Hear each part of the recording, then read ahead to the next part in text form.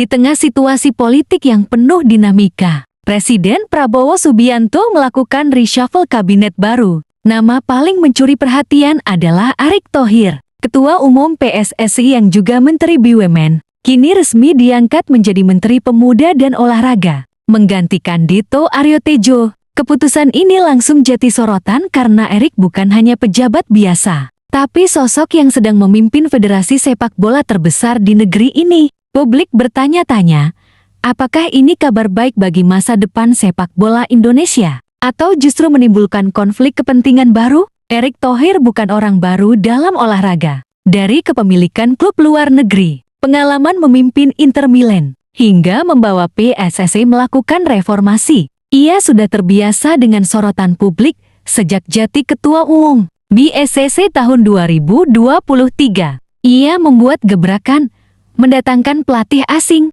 memperbaiki struktur wasit, dan mengawal agenda tim nasional di kancah internasional. Kini, dengan kursi Menpora di tangan, semua pengalaman itu akan diuji. Pertanyaan utamanya, apakah ia bisa menyelaraskan dua peran besar federasi dan kementerian? Atau justru kewalahan menghadapi benturan kepentingan? Sepak bola Indonesia saat ini berada di persimpangan jalan. Dari satu sisi, ada prestasi menggembirakan. Tim U17 dan tim junior yang mulai menunjukkan taring, dukungan publik yang luar biasa, dan stadion-stadion yang selalu penuh. Namun, di sisi lain masih ada masalah kronis, kualitas liga domestik yang belum stabil, kasus wasit yang dipertanyakan integritasnya, fasilitas yang timpang antar daerah, hingga insiden supporter yang kadang mencorang wajah bangsa. Semua ini membuat posisi Menpora menjadi sangat vital. Karena kementerian memiliki peran kunci dalam kebijakan pembinaan, alokasi dana,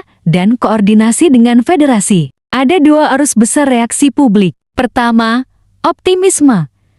Erick dianggap punya jaringan internasional kuat, pengalaman manajerial, dan akses langsung ke pemerintah, sehingga ia bisa mempercepat pembangunan infrastruktur, mempermudah diplomasi olahraga, dan memperkuat pembinaan usia muda. Namun ada juga kekhawatiran, bagaimana membatasi peran ganda Erick, memastikan PSSI tetap independen, serta menghindari tumpang tindih kepentingan. Pertanyaan ini nyata, bukan sekadar retorika, karena menyangkut prinsip tata kelola olahraga yang bersih dan transparan. Dalam jangka pendek, Erick bisa mempercepat program penting, persiapan SEA Games 2025, pengembangan akademi usia dini, hingga koordinasi anggaran untuk pembangunan stadion. Di skenario terbaik, publik akan melihat percepatan reformasi sepak bola, lebih banyak pelatih asing berkualitas, dan kompetisi yang lebih sehat. Namun di skenario sebaliknya, tumpang tindih peran justru bisa menimbulkan keputusan kontroversial. Siapa yang mendapat dana?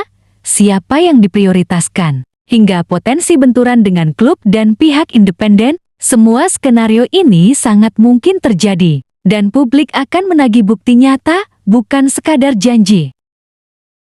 Pada akhirnya, sepak bola Indonesia bukan sekadar kursi pejabat atau headline media. Sepak bola adalah mimpi jutaan anak kecil yang menendang bola di lapangan tanah. Harapan para orang tua yang ingin melihat anaknya bermain di timnas, dan identitas bangsa yang selalu bersatu ketika merah putih berkibar di stadion. Dengan Erick Thohir duduk sebagai Menpora, bangsa ini dihadapkan pada peluang emas sekaligus ujian besar. Apakah kita akan melihat lahirnya era baru sepak bola Indonesia yang bersih, profesional, dan membanggakan? Ataukah ini akan menjadi episode lain dari harapan yang kembali runtuh? Jawabannya ada pada kebijakan nyata, pengawasan publik, dan keberanian kita semua untuk terus mengawal perjalanan ini.